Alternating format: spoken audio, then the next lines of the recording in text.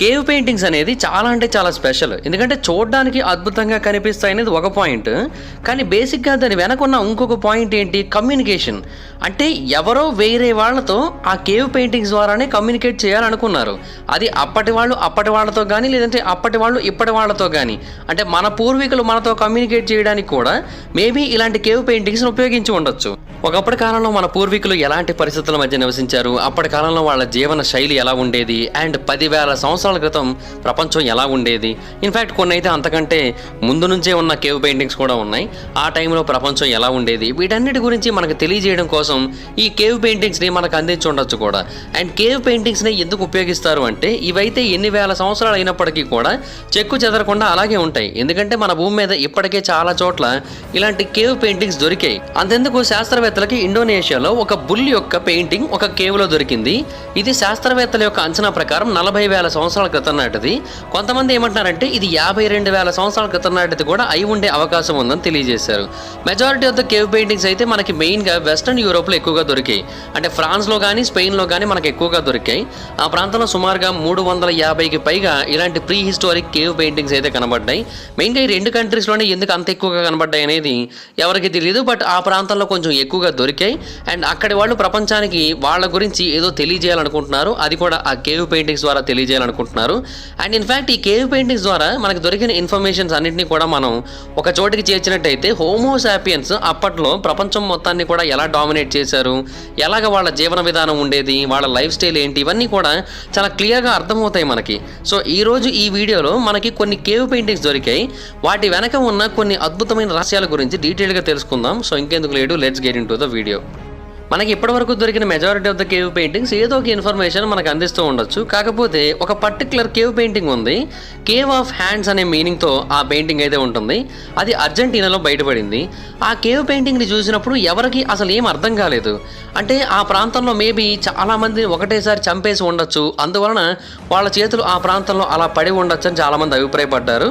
And మరికొంతమంది ఏమో లేదు ఇది కావాలని క్రియేట్ చేయబడింది, చిన్నపిల్లలు వాళ్ళ పేరెంట్స్ కలిసి క్రియేట్ చేశారని చెబుతూ ఉంటారు.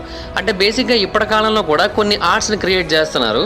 లైక్ చేతుల్ని ఒక పేపర్ మీద పెట్టి ఆ చేతుల మీద పెయింటింగ్ వేయడం ద్వారా ఆ చేతులు ఉన్న ప్రాంతం బ్లాంక్గా ఉండి చుట్టూ ఉన్నదంతా కూడా కలర్ఫుల్గా ఉంటుంది. అలా చేయడం వలన ఒక రకమైన పెయింటింగ్ క్రియేట్ అవుతుంది. అండ్ ఒకప్పటి కాలంలో కూడా సేమ్ ఇలాంటి పెయింటింగ్ని క్రియేట్ చేశారు. ఆ టైంలో బొగ్గు నుంచి బ్లాక్ కలర్ని తీసుకొని అలాగే రెడ్ కలర్ని ఏమో అక్కడ ఉన్న మట్టి నుంచి తీసుకున్నారు. అక్కడ ఉన్న మట్టి అంతా కూడా ఐరన్ ఆక్సైడ్తో పూర్తిగా నిండిపోయి ఉంది. అందువలన మనకు అది రెడ్ కలర్లో కనబడుతుంది. అండ్ వీటిని ఉపయోగించి ఆ పెయింటింగ్స్ని క్రియేట్ చేశారు. ఇన్ఫ్యాక్ట్ వీటి కోసం యానిమల్ ఫ్యాట్స్ని కూడా ఉపయోగించారు. ఎందుకంటే పెయింట్ లాంటి లుక్ అయితే రావాలి కదా అన్న ఉద్దేశంతో. సో అలాగే ఈ పెయింటింగ్స్ని క్రియేట్ చేశారు తప్ప ఇక్కడ ఏం మనుషుల్ని చంపలేదని ఈ శాస్త్రవేత్తలు అయితే తర్వాత కన్ఫర్మ్ చేశారు. హాయ్ ఫ్రెండ్స్, మీరు ఎప్పుడైనా సరే 5,000 రూపాయల ప్రోడక్ట్ 250 రూపాయలకి రావడానికి గమనించారా? లేదు కదా. కానీ అమెజాన్, ఫ్లిప్కార్ట్ లాంటి కంపెనీస్ ఏం చేస్తూ ఉంటాయంటే కొన్ని గోల్డెన్ హవర్స్ టైంలో మెగా డీల్స్ ఇస్తూ ఉంటాయి. ఆ డీల్స్ టైంలో ఒక్కొక్క ప్రోడక్ట్ మీద 90% నుంచి 95% వరకు డిస్కౌంట్ అయితే ఉంటుంది. అయితే ఈ డీల్స్ కోసం మీరు కాన్స్టెంట్గా ఆ యాప్స్ చెక్ చేస్తూ ఉండలేరు కదా. కానీ మీకోసం నేను వాటన్నిటిని కూడా కాన్స్టెంట్గా చెక్ చేస్తూ ఉంటాను. అండ్ దాంట్లో ఎప్పుడు ఏ డీల్ పెట్టినా కూడా ఇమీడియట్గా మీకు ఆ ప్రోడక్ట్ని అయితే షేర్ చేస్తాను. మీరు ఇమీడియట్గా ప్రోడక్ట్ని పర్చేస్ చేయొచ్చు దాని నుంచే. అండ్ అంతేకాదు కొన్ని ఎక్స్ట్రాడినరీ ప్రొడక్ట్స్ ఉంటాయి, వాటిని మీరు బయట ఎక్కడ కూడా చూడరు. వాటి గురించి కూడా నేను మీకు షేర్ చేస్తాను. మీరు సింపుల్గా చేయాల్సింది ఒకటే, కింద డిస్క్రిప్షన్లో మన టెలిగ్రామ్ ఛానల్ లింక్, మన వాట్సాప్ ఛానల్ లింక్, మన ఇన్స్టా బ్రాడ్కాస్ట్ ఛానల్ లింక్ ఉంటాయి. వీటిలో మీరు ఏ యాప్ ఎక్కువగా వాడతారో ఆ యాప్కి సంబంధించిన లింక్ మీద క్లిక్ చేసి ఆ యాప్లో ఉన్న మన ఛానల్ని ఫాలో అవ్వండి. దాంట్లో రెగ్యులర్గా చాలా ప్రొడక్ట్స్ అయితే మీకు అప్డేట్ అవుతూ ఉంటాయి. అండ్ ఆ ప్రొడక్ట్స్లో మీకు ఏది నచ్చినట్టయితే దాన్ని మీరు కొనుగోలు చేయొచ్చు వెంటనే. సో డిస్క్రిప్షన్లో లింక్స్ ఉన్నాయి, వెంటనే ఫాలో అవ్వండి. అయితే వీటి వెనక ఉన్న మీనింగ్ ఏంటి, దీని ద్వారా మనకి వాళ్ళు ఏం తెలియజేయాలనుకుంటున్నారు? బేసిక్గా అప్పటి కాలంలో వాళ్ళ ఫ్యామిలీస్తో వాళ్ళు ఆడుకుంటున్న విషయాన్ని మనకి తెలియజేయాలనుకుంటున్నారు అంతే. శాస్త్రవేత్తలు ఇదే విషయాన్ని తెలియజేశారు. కాకపోతే ఆర్టిస్టిక్ ఎక్స్ప్రెషన్ ఉపయోగించారు. ఒకప్పటి కాలం నాటి వాళ్ళకి అసలు ఏమీ తెలియదు అని చాలామంది అనుకుంటూ ఉంటారు. బట్ వీటిని బట్టి కొంతమంది చెప్పేది అయితే మాత్రం అప్పటి కాలంలో కూడా చాలా అంటే చాలా అఫెక్షనేట్గా ఉండేవారు. ఇన్ఫ్యాక్ట్ ఇప్పటికంటే అప్పటి కాలంలోనే ఎక్కువ అఫెక్షనేట్గా ఉండేవారు. అండ్ దాని గురించి తెలియజేయడం కోసమే ఇప్పుడు ఈ పెయింటింగ్స్ అన్ని కూడా మన ముందు ఉంచారని అయితే చాలామంది అభిప్రాయపడుతూ ఉంటారు. ఇన్ఫ్యాక్ట్ హ్యుమానిటీ యొక్క మొట్టమొదటి రిటర్న్ లాంగ్వేజ్ స్టార్ట్ అయింది కేవ్ పెయింటింగ్స్ ద్వారా అని తెలియజేశారు. అంటే కేవ్ పెయింటింగ్స్ ద్వారానే వేరే వాళ్ళతో కమ్యూనికేట్ చేయడానికి ట్రై చేసేవారు. కొన్నిసార్లు వాళ్ళకే మెసేజ్లు వదిలేవారు, కొన్నిసార్లు శత్రువుల కోసం మెసేజ్లు వదిలేవాళ్ళు. ఫ్యామిలీస్కి, ఫ్రెండ్స్కి అందరికీ కూడా ఇలాగ మెసేజ్ని కేవ్స్ రూపంలోనే వదిలేవారు. అందుకని మనకి ఫ్రాన్స్ అండ్ స్పెయిన్లో ఇలాంటి ఆర్ట్ వర్క్స్ చాలా చోట్ల కనబడుతూ ఉంటాయని అయితే చాలామంది అభిప్రాయపడుతూ ఉంటారు. కొన్ని చోట్ల బైసన్స్, హార్సెస్ కూడా కనబడుతూ ఉంటాయి. అవి ఎందుకనేది అనేది ఎవరికీ అర్థం కాదు. బట్ చాలా చోట్ల మిస్టీరియస్ సింబల్స్ కూడా కనబడుతూ ఉంటాయి. వాటి వెనక కూడా ఖచ్చితంగా ఏదో ఒక రీజన్ ఉండి ఉండొచ్చని చాలామంది ఎప్పటి నుంచో అభిప్రాయపడుతూ ఉండేవారు. ఎందుకంటే కొన్ని డ్రాయింగ్స్ వేశారు అంటే ఏదో ఒక నార్మల్ రీజనే అనుకోవచ్చు. కానీ కొన్ని సింబల్స్ని పెట్టారంటే ఖచ్చితంగా దాని ద్వారా ఏదో తెలియజేయాలనుకుంటున్నారు మనకి అనేది శాస్త్రవేత్తల యొక్క ముఖ్యమైన ఉద్దేశం. అండ్ చాలామంది ఆ సింబల్స్ అన్నింటినీ కూడా ఉపయోగించి ఒక సెపరేట్ లాంగ్వేజ్ లాంటి దాన్ని క్రియేట్ చేయడానికి ట్రై చేశారు. బట్ మరికొంతమంది ఏం చేశారంటే ఆ సింబల్స్ని అంతకుముందున్న వేరే సింబల్స్తో కంపేర్ చేయడం మొదలుపెట్టారు. అలాగే భూమి మీద ఇంకెక్కడైనా ఇలాంటివి ఉన్నాయా అని కనుక్కోవడం మొదలు పెడితే భూమి మీద కొన్ని వందల కేవ్స్లో ఒక్కొక్క కేవ్కి ఇంకొక కేవ్కి మధ్య కొన్ని వందల మైళ్ళ దూరం కూడా ఉంది. అండ్ ఈ కేవ్స్ అన్నింటిలోని కూడా ఒకే రకమైన సింబల్స్ ఉన్నాయి, ఒకే రకమైన డ్రాయింగ్స్ ఉన్నాయి. ఈ విషయాన్ని బ్రిటిష్ కొలంబియాకి చెందిన యూనివర్సిటీ ఆఫ్ విక్టోరియాకి చెందిన కొంతమంది రీసెర్చర్లు కన్ఫర్మ్ చేశారు కూడా. అంటే ఈ సింబల్స్ అన్నీ కూడా ఆల్మోస్ట్ సిమిలర్గా ఉన్నాయి. మరి యూరోప్ మొత్తం ఒకేలా ఎలా కనబడ్డాయి? ఒక్కొక్క ప్రాంతంలో ఒక్కొక్క రకమైన వ్యక్తులు నివసిస్తూ ఉంటారు కదా. కొంతమంది రీసెర్చర్లు దీని గురించి పరిశోధన చేసినప్పుడు వాళ్ళకి 32 సింబల్స్ అయితే చాలా కామన్గా కనబడ్డాయి. ప్రతి చోట అవే రిపీట్ అయ్యాయి, అవే రిపీట్ అవుతూ వచ్చాయి. అండ్ వాటిని కొన్ని చోట్ల సర్కిల్స్లో, కొన్ని చోట్ల ల్యాడర్ షేప్స్లో, ఇలాగ వేరు రకాల షేప్స్లో అయితే ఉపయోగించారు. కొన్ని చోట్ల వాటిని ఒక పర్టికులర్ యానిమల్ని రిఫర్ చేయడానికి కూడా ఉపయోగించారు, ఒక ఆబ్జెక్ట్ని రిఫర్ చేయడానికి కూడా ఉపయోగించారు. కొన్ని ఏమో పాజిటివ్గా ఉన్నాయి, కొన్ని ఏమో నెగిటివ్గా ఉన్నాయి. బట్ ఇవన్నీ కూడా సీక్వెన్స్లో కనబడ్డాయి. అంటే కొన్ని చోట్ల వరుసగా లైన్స్ ఉంటాయి, ఆ లైన్స్ పక్కనే డాట్స్ ఉంటాయి. ఈ డాట్స్ లైన్స్ ఉన్న సీక్వెన్స్లు వేరు కేవ్స్లో వేరు కంట్రీస్లో సేమ్లా కనబడ్డాయి. అలా ఎలా కనబడగలిగాయి? ఒకవేళ అందరికీ ఒకటే కామన్ లాంగ్వేజ్ ఉంది అంటే మాత్రమే ఇలాగా అందరూ కూడా ఒకే రకమైన సింబల్స్ని డ్రా చేయగలరు. బట్ ఒక్కొక్కరి లాంగ్వేజ్ ఒక్కొక్కరిదని చాలా క్లియర్గా మనకి ఇంతకుముందు దొరికిన ఆధారాలను బట్టి తెలుస్తోంది. మరి ఎలాగ వీళ్ళందరూ కూడా ఇలాంటి ఒక బేసిక్ కాన్సెప్ట్ని ఉపయోగించుకొని, అంటే అబ్స్ట్రాక్ట్ షేప్స్ని కానీ, లేదంటే ఇలాంటి డ్రాయింగ్స్ని కానీ, లేదంటే ఇలాంటి సింబల్స్ని కానీ ఉపయోగించి ఎలా కమ్యూనికేట్ చేయగలిగారు? అది కూడా 40,000 సంవత్సరాల క్రితం ఎలా చేయగలిగారు? ఇది చాలా అంటే చాలా అద్భుతమైన విషయం. అండ్ ఈ సింబల్స్ కేవలం హోమోసాపియన్స్ యొక్క ఇంటెలిజెన్స్కి ఒక టీజర్ లాంటిది మాత్రమే. ఫుల్ మూవీ చాలానే ఉన్నాయి. ఇన్ఫ్యాక్ట్ మనమే ఈ హోమోసాపియన్స్ యొక్క అప్డేటెడ్ వెర్షన్ అని కూడా చాలామంది శాస్త్రవేత్తలు తెలియజేస్తూ ఉంటారు. సో ఈ హోమోసాపియన్స్ అడ్వాన్స్డ్ సివిలైజేషన్స్ ఎలా క్రియేట్ చేశాయి అంటే స్టార్టింగ్ ఇక్కడ నుంచే జరిగిందని చాలామంది చెబుతూ ఉంటారు. అయితే బేసిక్గా ఇప్పటి వరకు మనకు దొరికిన అన్ని రకాల కేవ్ పెయింటింగ్స్లో కూడా డ్రాయింగ్స్ ఉన్నాయి, లేదంటే సింబల్స్ ఉన్నాయి, లేదంటే నార్మల్ లుకింగ్ పెయింటింగ్స్ అయితే ఉన్నాయి. కానీ యానిమల్ షేప్స్, సింబల్స్ కాకుండా అంతకంటే వింతైనది ఏదైనా మన కేవ్ పెయింటింగ్స్ రూపంలో కనబడినట్టయితే మన రియాక్షన్ ఎలా ఉంటుంది? ఇండియాలో చరామా అని ఒక టౌన్ ఉంది. ఇది ఇండియాలోని క్యాంకర్ రీజన్ దగ్గర ఉంటుంది. ఈ ప్రాంతంలో కొన్ని గుహలు ఉన్నాయి. ఆ గుహల్లో ఇప్పటి వరకు మనం చూసిన most mysterious pre historic paintings ఉన్నాయి. వాటిల్లో కొన్ని వింతైన జీవుల యొక్క పెయింటింగ్స్ ఉన్నాయి. చూడడానికి మనుషుల్లాగే కనబడుతున్నాయి, కాకపోతే చేతులు, కాళ్ళు చాలా పెద్దగా ఉన్నాయి, మెడ కూడా చాలా పెద్దగా ఉంది, తల కూడా ఉబ్బినట్టుగా కనబడుతోంది. ఈ పెయింటింగ్స్ 10,000 సంవత్సరాల క్రితం నాటివని తెలియజేశారు. కొంతమంది రీసెర్చర్లు చెబుతుంది ఏంటి అంటే ఇదంతా కూడా ఏలియన్స్ లేదా ఎక్స్ట్రా టెరెస్ట్రియల్ ఇంటెలిజెన్స్ యొక్క ఎన్కౌంటర్కి సంబంధించిన ఇన్ఫర్మేషన్. అంటే ఎన్కౌంటర్ అంటే గన్స్తో కాల్ చంపడం కాదు. వాళ్ళని ఫస్ట్ టైం చూసినప్పుడు వాళ్ళు ఎలా అయితే ఫీల్ అయ్యారో సేమ్ అదే ఫీల్ని ఆ పెయింటింగ్స్ ద్వారా మనకు తెలియజేశారని చెప్పారు. ఇన్ఫ్యాక్ట్ కొన్ని పెయింటింగ్స్లో అయితే కొన్ని ఆకారాలు హెల్మెట్స్ని కూడా ధరించున్నాయి, వాటికి యాంటెన్నాస్ లాంటివి కూడా ఉన్నాయి. కొన్ని పెయింటింగ్స్ ఉన్నాయి వాటిల్లో ఒక యుఎఫ్ఓ లాంటిది కూడా కనబడింది. అండ్ ఇన్ఫ్యాక్ట్ దానికి స్టాండ్స్ లాంటివి కూడా ఉన్నట్టుగా కనబడింది. అది ఒక డిస్క్ షేప్డ్ యుఎఫ్ఓ క్రాఫ్ట్ అని చాలా మంది అభిప్రాయపడుతున్నారు. సో వీళ్ళందరూ కూడా ఏలియన్స్, యుఎఫ్ఓస్ వీటన్నిటిని కూడా 10,000 సంవత్సరాల క్రితమే చూసి అప్పట్లోనే వాటి గురించి ఈ పెయింటింగ్స్ ద్వారా మనకి ఈ ఇన్ఫర్మేషన్ తెలియజేశారని చెబుతుంటారు. అయితే 10,000 సంవత్సరాల క్రితం ఎగ్జాక్ట్గా ఏం జరిగిందో ఎవరు కూడా పూర్తిగా చెప్పలేరు. ఎందుకంటే అప్పటి వాళ్ళు ఎవరు ఇప్పటికి బ్రతికి లేరు. సో అందువలన ఆ రోజు వాళ్ళు ఎందుకు ఆ పెయింటింగ్స్ గీశారు అనే దానికి ఎగ్జాక్ట్గా మన దగ్గర ఇన్ఫర్మేషన్ అయితే లేదు. అండ్ సేమ్ ఇలాంటివే ఇంకొన్ని కేవ్ పెయింటింగ్స్ కూడా ఉన్నాయి. అది సన్స్టోన్ క్లిఫ్స్ దగ్గర ఉంది. ఇది సాగర్ క్యానియన్ అనే ప్రాంతంలో ఉంటుంది. ఇది ఉతాహలో ఉంటుంది. ఈ ప్రాంతంలో ఉన్న పెయింటింగ్స్ 8,000 సంవత్సరాల క్రితం డ్రా చేయబడ్డాయి. అండ్ ఈ ప్రాంతంలో కూడా వేరు హ్యూమనాయిడ్ క్రీచర్స్ యొక్క డ్రాయింగ్స్ అయితే కనబడుతూ ఉంటాయి. వాటి యొక్క షేప్స్ చాలా డిఫరెంట్గా ఉంటుంది. కొన్ని ఏమో పాముల్ని పట్టుకున్నట్టుగా ఉంటుంది, కొన్ని ఏమో వాటి శరీరాలే పాముల్లాగా ఉంటుంది, కొన్నిటికేమో తల మీద పాములు ఉన్నట్టు ఉంటుంది, అండ్ కొన్నిటికేమో రెక్కలు ఉంటాయి. ఇన్ఫ్యాక్ట్ అలా ఒక రెక్కల ఏంజిల్ని భగవాన్ వాష్ ఏంజిల్ అని పిలుస్తూ ఉంటారు ఆ ప్రాంతానికి చెందిన ఎంతో మంది. అండ్ కొన్ని పెయింటింగ్స్లోనేమో ఒక కల్ట్ లాంటి మీటింగ్ జరుగుతున్నట్టుగా కూడా కనబడుతూ ఉంటుంది. ఒక పెద్ద మనిషి చుట్టూ కొంతమంది వేరే మనుషులు నుంచొని అతను చెబుతున్న మాటలు వింటున్నట్టుగా కనబడుతుంది.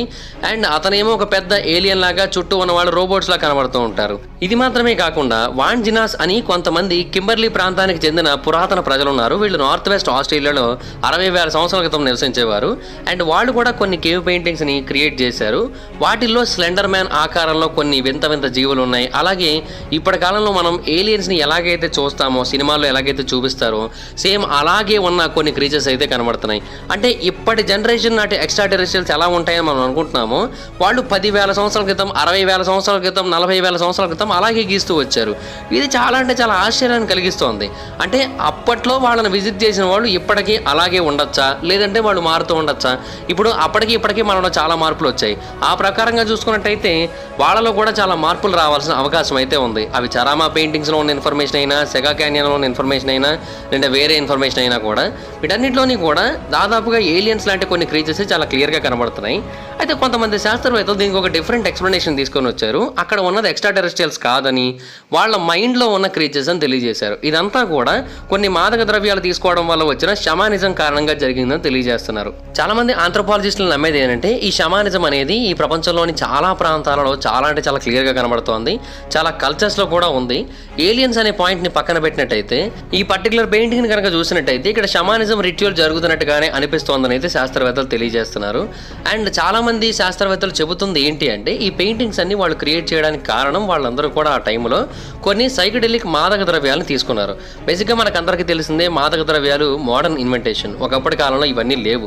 కానీ వీటన్నిటిని ఎక్కడి నుంచి తయారు చేస్తున్నారు? ఈ సింథటిక్ మాదక ద్రవ్యాలన్నింటినీ కూడా న్యాచురల్గానే తయారు చేస్తున్నారు. వాటన్నింటినీ కూడా మొక్కల నుంచి, నేచర్లో దొరికే వేరు వేరు రిసోర్సెస్ నుంచి తయారు చేస్తున్నారు. సో ఈ మొక్కల్ని కనుక తిన్నట్టయితే ఏమవుతుంది? ఆ మాదక ద్రవ్యాలు తిన్న ఫీలింగే కలుగుతుంది. ఒకప్పటి కాలం నాటి సివిలైజేషన్స్లో కూడా ఈ మొక్కలు ఉన్నాయి. ఎందుకంటే ప్లాంట్స్ భూమి మీద ఎన్నో మిలియన్ సంవత్సరాల నుంచి ఉన్నాయి. అందువలన ఈ మొక్కలన్నింటినీ కూడా వాళ్ళు అప్పట్లో కూడా తినే అవకాశాలు చాలా స్పష్టంగా ఉన్నాయి. అది 10,000 సంవత్సరాల క్రితమైనా, 60,000 సంవత్సరాల క్రితమైనా. అండ్ అలాంటి వాటిని తిన్న తర్వాత వీళ్ళకి ఆటోమేటిక్గా మైండ్లో చాలా డిఫరెంట్ యాక్టివిటీస్ జరుగుతూ ఉంటాయి. ఇప్పటికీ కూడా చాలా మంది పూర్వీకులు వేరు వేరు ప్రాంతాలలో కొంతమందికి పిచ్చిని తగ్గించడానికి ఇలాంటి మొక్కలను వాడుతూ ఉంటారు. అండ్ చాలా ట్రైబల్ కమ్యూనిటీస్ ఇప్పటికీ వీటినే ఫాలో అవుతూ ఉంటాయి కూడా.